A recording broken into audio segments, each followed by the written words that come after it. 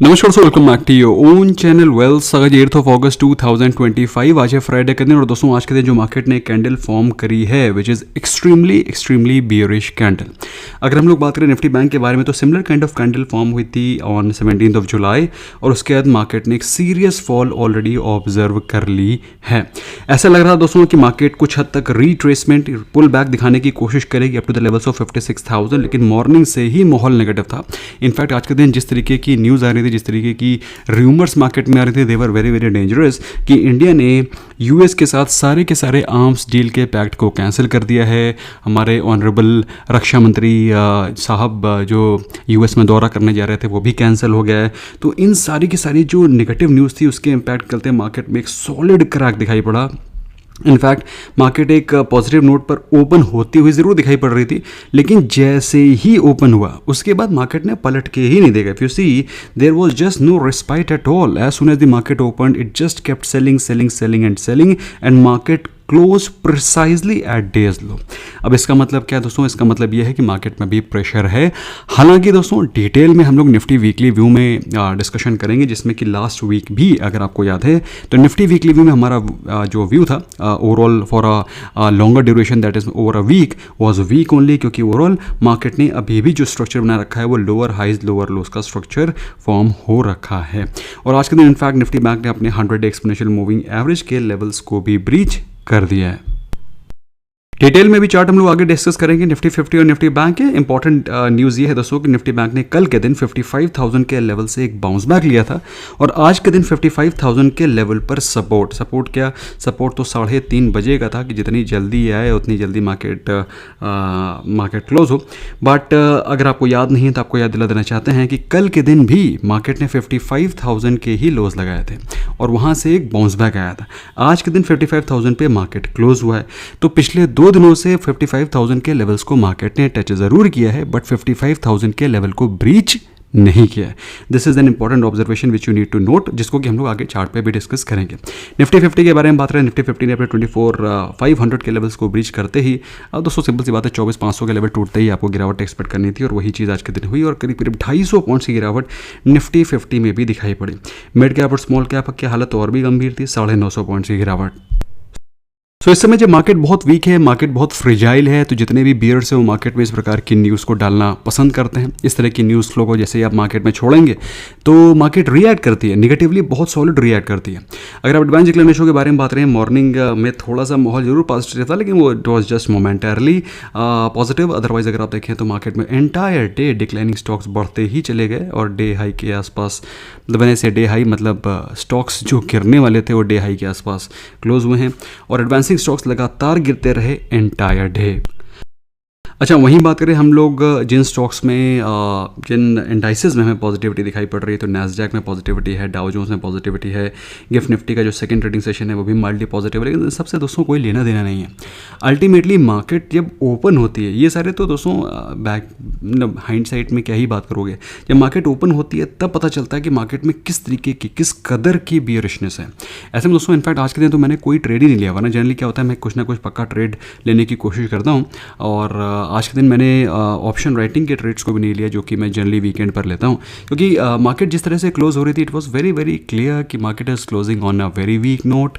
हालांकि इसमें भी एक पॉजिटिविटी छुपी है जिसको कि हम लोग कल डिस्कस करेंगे Nifty weekly view in detail. अच्छा, आज की कार्नेज में जिस स्टॉक में सबसे ज़्यादा गिरावट थी वो था पीजी इलेक्ट्रोप्लास्ट लिमिटेड, 20% क्रैश हुआ था। मिड कैप और स्मॉल कैप के बारे में बातचीत हो रही है। कल्याण ज्वेलर्स कल के दिन अच्छे रिजल्ट्स थे, उसके बावजूद भी स्टॉक 10% डाउन था दोस्तों, क्योंकि रिजल्ट्स जो बताते हैं वो पास्ट रिजल्ट बताते हैं।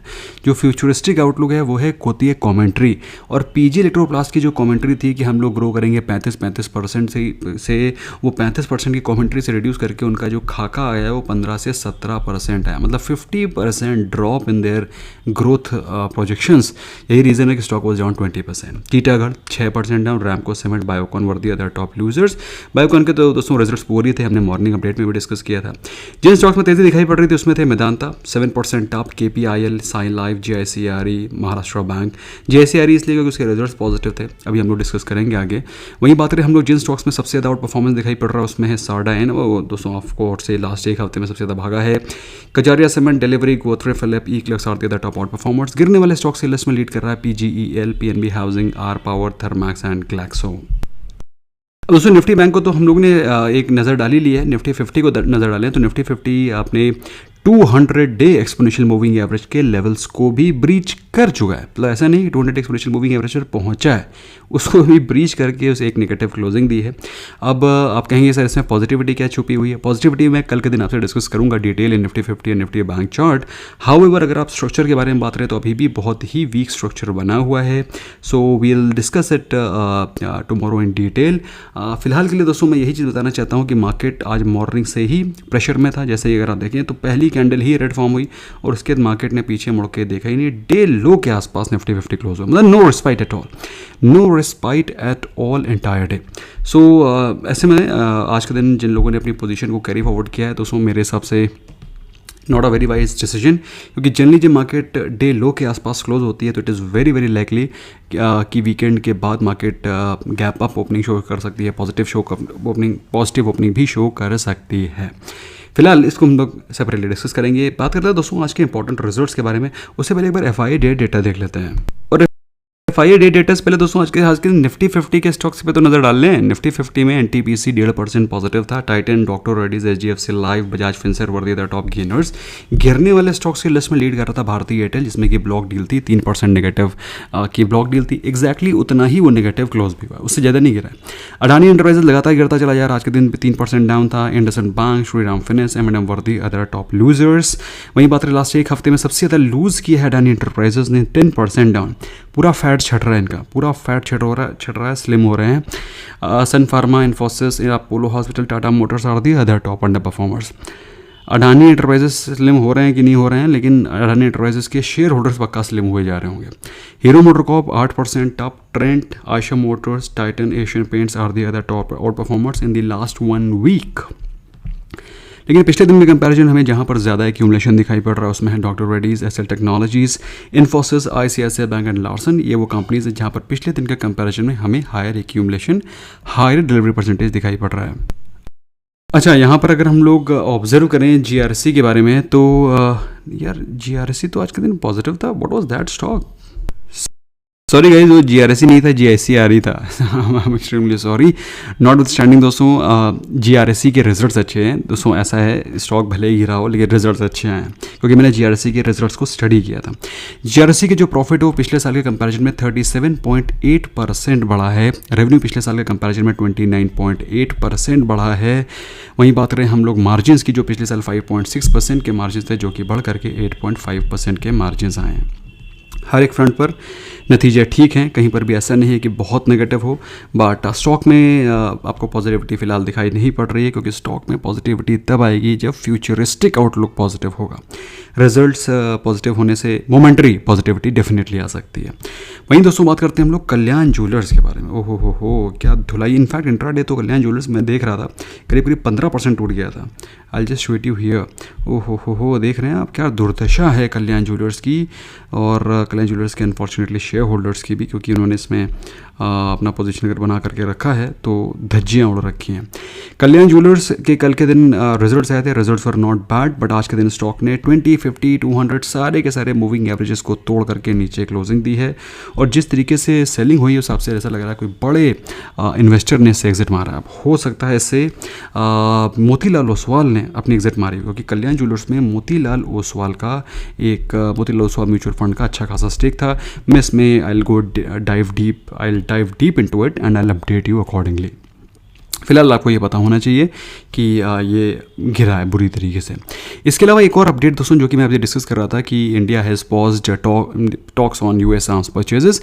फिलहाल मिनिस्ट्री की तरफ से ये इन्फॉर्मेशन आई है कि इस प्रकार का कोई भी र्यूमर गलत है, ऐसा कुछ भी नहीं है। Government is still sticking to the procurement plan which is from US, जो यूएस का प्रोक्योरमेंट प्लान है उसके साथ पूरी तरीके से कमिटेड है। That's what the government has to से।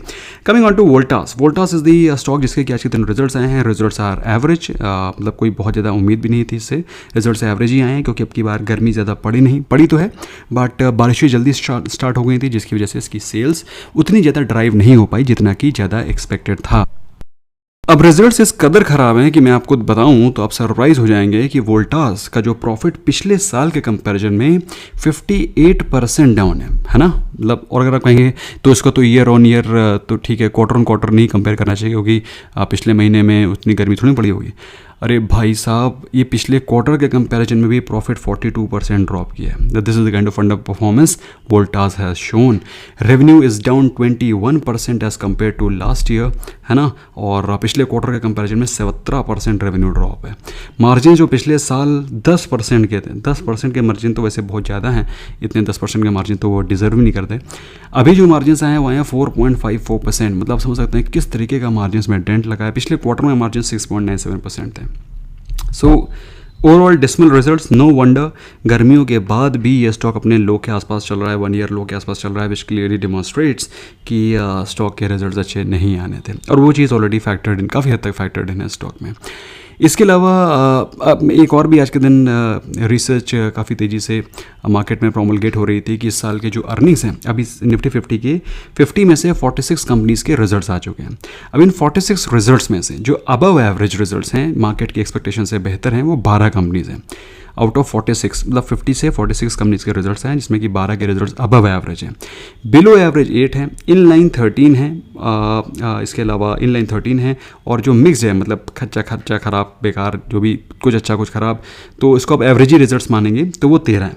तो 13 रिजल्ट्स अबव एवरेज हैं और 13 मतलब इन लाइन है, 13 बिलो एवरेज हैं और 8 हैं जो कि बुरी तरीके से गिरे हैं, मतलब बिलो एक्सपेक्टेशंस। सो अगर आप मोटा पकड़ चलें तो ऑलमोस्ट 40-50% कंपनीज़ के रिजल्ट्स बिलो एक्सपेक्टेशन आए। मतलब सिर्फ और सिर्फ 12 कंपनीज ऐसे हैं जिन्होंने थोड़े से बेहतर रिजल्ट्स दिए हैं as compare to expectation. So that's something which is problematic. ठीक है, इसके अलावा दोस्तों आज के दिन नेगेटिव न्यूज़ थी पीजी इलेक्ट्रोप्लास्ट में, ऑलरेडी मैंने आपके साथ डिस्कस कर लिया था। आज के दिन एनएसजीएल का स्टॉक फिर से भाग रहा था। तो जिन लोगों ने एनएसजीएल का स्टॉक बाय किया हुआ है होल्ड करिए, लेकिन जो लोग भी फ्रेश बाय करना चाह रहे हैं, मेरे हिसाब से दोस्तों फोमो में कभी कोई चीज़ नहीं खरीदनी है।